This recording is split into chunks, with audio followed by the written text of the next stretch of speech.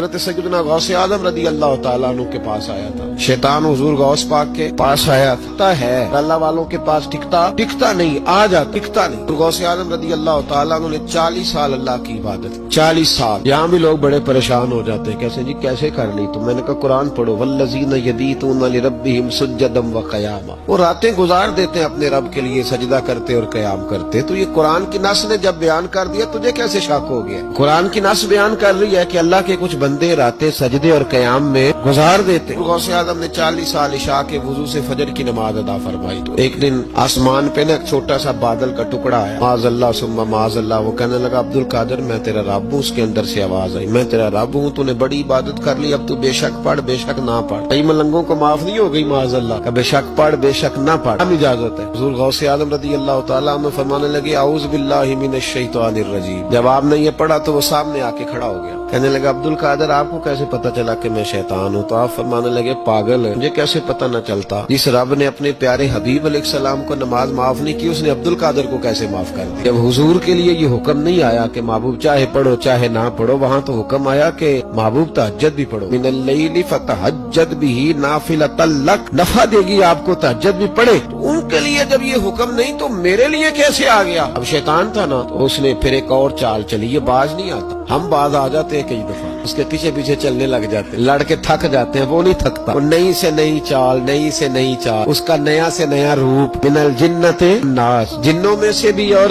اس کے نئے سے نئے روپ. اس نے ایک نیا روپ دھار لیا. کہنے لگا عبد القادر 300 ولی میں نے اسی طرح گمراہ کیے. آپ چونکہ عالم تھے تو آپ کے علم نے آپ کو بچا لیا. تو غوث اعظم فرمانے لگے نئے روپ سے آئے ہو. کہنے لگا 300 میں نے گمراہ کیے. یہ تو آپ عالم تھے تو بچ گئے آپ جانتے تھے تو بچ گئے. میں نے 300 گمراہ کیے. تو حضور غوث اعظم فرمانے لگے پھر گمراہ کرنے لگے. نیا روپ دار کے مجھے میرے علم نے نہیں بچایا مجھے اللہ کے فضل نے بچایا. کئی عالم بھی تو گمراہ ہو جاتے ہیں نا. مجھے میرے علم نے نہیں بچایا مجھے میرے اللہ کے فضل نے بچایا. میرے بھائی میرے عزیز طریقت کے مسافروں یاد رکھو سمجھ لو اس بات کو کہ وسوسہ آتا ہے. 2 قسم کے مہمان آتے ہیں. ایک مہمان وہ آتا ہے جو آتا ہے تو بندہ توجہ نہیں کرتا. وہ خود کہتا ہے اس نے نہیں میری طرف توجہ کی. مہمان چلا جاتا ہے. اور جس کو بندہ اٹھ کے سینے سے لگائے اور اس کے ساتھ گفتگو شروع کر دے وہ مہمان جاتا ہے تو بیٹھا رہتا ہے. وہ تو نہیں جاتا. وسوسہ آتا ہے جو تو توجہ نہ کرے اس کا چلا جاتا ہے. اور جو سینے سے لگا لے سوچنے لگ جائے غور کرنے لگ جائے اس کا وسوسہ بیٹھ جائے. اخنس بن شریح کہتا ہے میں دین کے قریب آ گیا تھا.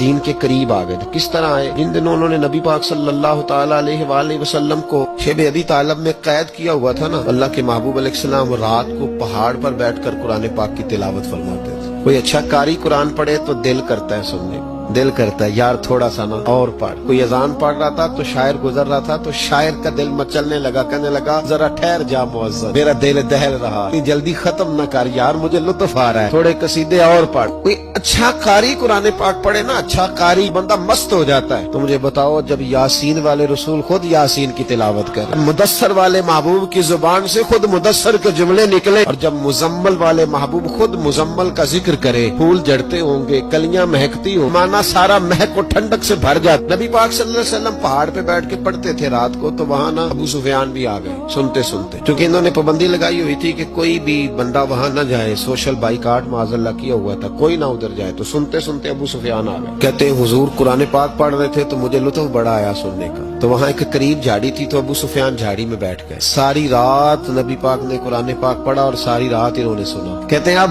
مجھے نہیں پتا تھا کہ اخنس بن شریح بھی کہیں آیا ہوا ہے. اس نے بھی وہ بھی یہ دیکھنے آیا کہ کہیں کوئی وہاں آیا ہوا تو نہیں. وہ بھی کسی کونے میں جھاڑی میں بیٹھ گیا. حضور قرآن پاک کی تلاوت فرماتے رہے وہ ساری رات سنتا رہا. ادھر سے کہیں ابو جال بھی آ گئے. پتھر دل تھا پر میرے مصطفیٰ قرآن پڑھتے تھے تو کان اس کے بھی کھڑے ہو جایا کرتے. ساری رات تلاوت سنتے رہے. تینوں پکے کافر جھاڑیوں میں بیٹھ کر تلاوت سنتے رہے. صبح جب جانے لگے تو ملاقات ہو گئی. تو کدھر آیا تھا. اس نے کہا پہلے تو بتا تو کدھر آیا تھا. میں تو آیا تھا دیکھوں کوئی آیا تو نہیں. میں تو کدھر. اس نے کہا میں بھی یہی دیکھنے آیا تھا کہ یہاں کوئی آتا جاتا تو نہیں. ابو جال زیادہ شاطر تھا. کہنے لگا خبردار کل کوئی نہ آئے. آج تو آ گئے کل نہ ہونا. اللہ اکبر. لیکن جہاں دل لگا ہوتا ہے نا وہاں دل کھینچا چلا جاتا ہے. دل جہاں لگ جاتا ہے وہاں دل کھینچا چلا جاتا ہے. یہ دل کا بھی اپنا ایک معاملہ ہے نا. اب لگ گیا تھا قرآن پاک کی تلاوت سے. کہتے ہیں رات کو اپنی چارپائی پہ لیٹے. درد اگرچہ جان گزل ہے میں کیا کروں میرا دل ہے. غمیش کا اگر نہ ہوتا تو غم روزگار ہوتا. وہ مزہ آتش نے کہا تھا وہ مزہ دیا تڑپ نے. میری آرزو ہے یا رب تے دونوں پہلوؤں میں دل بے قرار ہوتا. کہتے ہیں کہ اگلی شام پھر آئی، وہی کیفیت، وہی انداز، وہی شوق، چارپائی پہ لیٹے پر کانوں میں وہ آواز رس گھولے، لیٹا نہ گیا، اٹھے پہنچے، لیکن آج جگہ بدل کے بیٹھ گئے تینوں۔ صبح ساری رات سنتے رہے محبوب کی تلاوت، صبح اٹھے تو پھر چوک میں ملاقات ہو گئی، تو کدھر آیا تھا، تو کدھر، ابھی بات ہونے۔ ابو جال ذرا زیادہ شاطر تھا، کہنے لگا میں تو تم دونوں کا خیال کرنے آیا تھا، کہیں تم دونوں تو نہیں آئے، یہ دیکھنے کے لیے آیا تھا۔ اللہ اکبر، 3 دن مسلسل آتے رہے اور میرے مصطفیٰ کریم کا ساری رات قرآن پاک سنتے رہے۔ اب اخنس بن شریح کہتے ہیں کہ میں پورا قریب آ گیا، میرا دل کہتا تھا کہ یہ سچے ہیں۔ کہتے میں نے تیسرے دن مشورہ کیا، میں نے کہا یار تجھے بھی ہے مجھے بھی ہے کہ نہیں آنا، پر ان کی آواز ایسی، ہاں لذت ایسی ہے، نہ رہا گیا تجھ سے بھی، مان کیوں نہیں جاتا کہ ساری باتیں اپنی جگہ پر ان کی بات کانوں سے ہو کے دل میں اترتی چلی جاتی ہے، مانتا کیوں نہیں۔ اخنس بن شریح کہتے میں پورا قریب آ گیا پر ابو جال نے مجھے پھر گمراہ کیا، کہنے لگا یار یہیں رہے ہیں، بچپن بھی یہیں گزارا ہے، معاذ اللہ 2 ہاتھ ہیں 2 آنکھیں ہیں، سارا کچھ وہی ہے، ان پٹیاں سفید ہوئی ہیں، تو کہتے میں اللہ کا نبی ہوں، معاذ اللہ نے وسوسہ اندوزی کی، تو کہتے میں پھر بیک ہو گیا۔ آپ کیوں نہیں اس شخص کو جانتے جو وسوسہ اندوزی کرتا ہے؟ آپ اس جگہ کیسے چلے گئے جہاں وسوسہ اندوزی ہوتی ہے؟ یاد رکھیں اس جگہ جائیں جہاں جانے سے دل صاف ہوتا ہے، جہاں جانے سے دل کا زنگ اترتا ہے، آپ کے وسوسے دور ہو، وہاں جائیں جہاں ایمان کی، یقین کی، تیقن کی دولت بڑھتی ہے۔ کیوں وہاں جاتے ہو جو بیک کر دیتا ہے؟ اس جگہ کبھی نہ جائیں جہاں جانے سے وسوسے پیدا ہوتے ہیں، ان جگہوں پہ کبھی نہ جائیں جہاں جانے سے ذہن میں شر اٹھتا۔ حضرت فاضل بریلوی میرے اعلیٰ حضرت رحمت اللہ زندگی میں کسی کا قصیدہ نہیں لکھا، لیکن بدانیوں کے اس عالم کے قصیدے ہمیشہ لکھے جو انہیں ان کے مرشد کی بارگاہ تک لے کے گئے۔ اس عالم کے بھی قصیدے لکھے، کہتے تھے میں تیرا بھی شکر گزار ہوں یار، نے میرے اوپر مہربانی فرمائی۔ وسوسوں والی جگہ سے ہٹ جائیں، اس جگہ سے ہٹ جائیں جو وسوسے پیدا کرتی ہے، جم جائیں اس جگہ پہ جہاں سے وسوسے دور ہوتے ہیں، یقین کی دولت ملتی ہے۔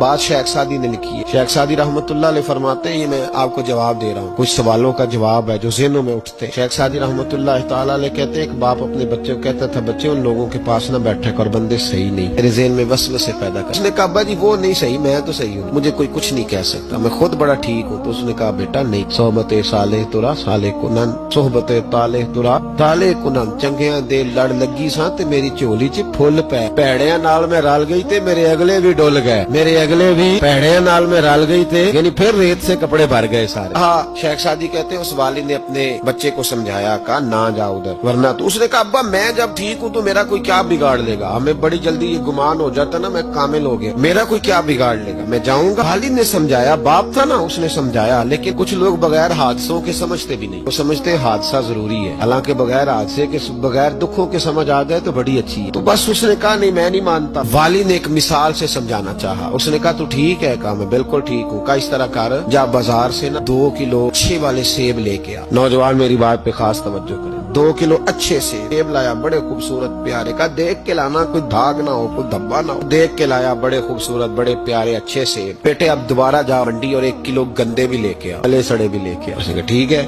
گلے سڑے بھی لے آیا 1 کلو، اچھے کتنے تھے 2 کلو، گلے سڑے کتنے تھے 1 کلو۔ اس نے وہ 2 کلو سیب ٹوکری میں ڈالے اور گلے سڑے بھی اس کے اندر ڈال دیے۔ بیٹے وہاں رکھ، ابا جی کرنا کیا ہے؟ فرمایا سویرے بتاؤں گا۔ صبح کا جب سورج چمکا نا، صبح کا جب سورج چمکا تو والد نے کیا کیا، اس کو کہا جاؤ ٹوکری لے کے آ۔ جب ٹوکری لایا نا تو غور کرنا بات پر، کتنے تھے اچھے کتنے تھے۔ اب جب اس نے کھولا نا تو کہا بیٹے کھول، وہ جو اچھے تھے وہ بھی گل گئے، بھی گل سڑ گئے۔ والد نے اپنے بیٹے کو سمجھایا، اس نے کہا بیٹا یہ جو شر ہوتا ہے نا یہ جلدی پھیلتا ہے، شر ہوتا ہے نا جلدی پھیلتا ہے، ناپاکی تھوڑی سی ہوتی ہے پر غسل سارے وجود کو کرنا پڑتا ہے، سارے وجود کو ناپاکی تھوڑی سی ہوتی ہے، اور آپ دیکھ لیں کہ اس کے لیے سارا بدن دوبارہ سے، تو شر تھوڑا سا بھی آئے تو میل کچیل کر دیتا ہے، اتنا سا بھی شر جو ہوتا ہے نا وہ بہت ساری جگہ پہ خرابی پیدا کرتا ہے۔ وہ بھائی پیشاب کا ایک قطرہ بھی دودھ میں گر جائے پورے بھرے ہوئے برتن میں تو دودھ پینے کے قابل، سمجھ لو بات۔ آپ نے یہ کیسے کہہ دیا کہ ایک بندہ ذرا میرا غلط ہے جی باقی سارے صحیح ہے؟ وہ شر تھوڑا بھی جو ہوتا ہے نا تھوڑا بھی وہ غلبہ کرتا ہے، وسوسہ اندوزی کرتا ہے۔